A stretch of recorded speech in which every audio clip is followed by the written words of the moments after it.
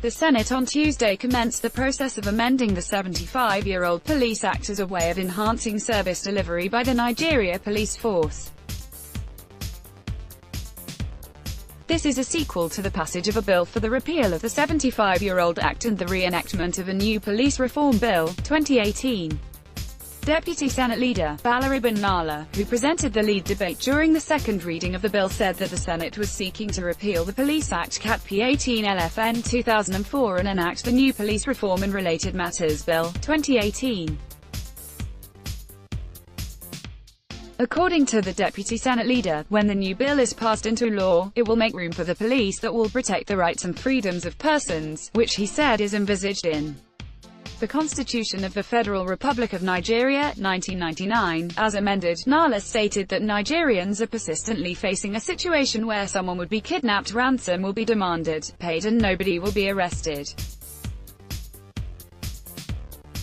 He added that the new bill will lead to reforms in the police such that it can prevent the commission of crimes, detect crimes, apprehend offenders, preserve law and order, protect lives and property, and duly enforce all laws and regulations with which they are duly charged, and such duties within or outside Nigeria as may be required of them by or under the authority of this or any other act. Ensure cooperation between the police service and the various communities it serves in preventing and combating crimes, ensuring respect for the victims of crime, appreciating the needs of such victims, and providing for effective civilian supervision of the police. He also noted that the general idea behind the bill, which he said was taken through the first reading on May 30, 2018, is the establishment of a service-oriented modern police that will meet globally acceptable policing standards in a democratic setting to replace the current police force, which was conceptualized and established in the colonial environment more to protect the colonial interest than to protect and safeguard the Nigerian citizen. Also read, APC breakup, an event foretold. He further said, the philosophy of the bill goes to the conceptualization of the police as a service, in which the people and communities are core stakeholders and in which the people come first, as against the police as a force which stood apart from the people it set out to protect and safeguard.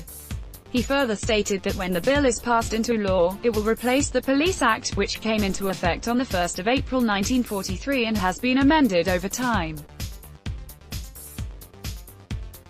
He further said of the bill, Section 5, which seeks to establish for Nigeria a police organization to be known as the Nigeria Police, to replace the Nigeria Police Force, thereby removing the colonial vestiges of the police, making the police more responsive to modern-day policing in an independent nation governed by the Constitution and laws promulgated thereunder, and to bring it within acceptable global standards of police in democratic countries. Part 3 of the bill, which comprises sections 8, 9, 10, 11, 12, 13, 14, 15 and 16, clearly establishes the hierarchy of the police as contemplated by the Constitution, their appointments, duties, functions and powers.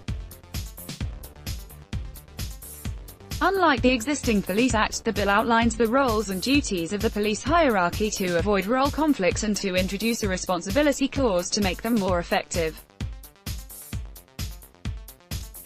Section 24(2) of the bill forbids a police officer from being the prosecutor in a matter that he or she participated to promote and respect the principles of natural justice and allow for a free and fair trial. Section 28 of the bill provides for the bail of persons arrested without a warrant, to the effect that such persons shall not be kept in police detention for more than 24 hours without being charged to court within jurisdiction to try them.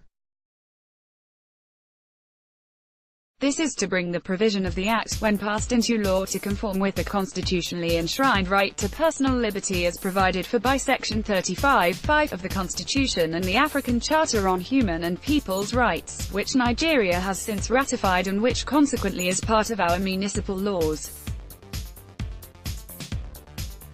Part 8 deals with offences by a police officer.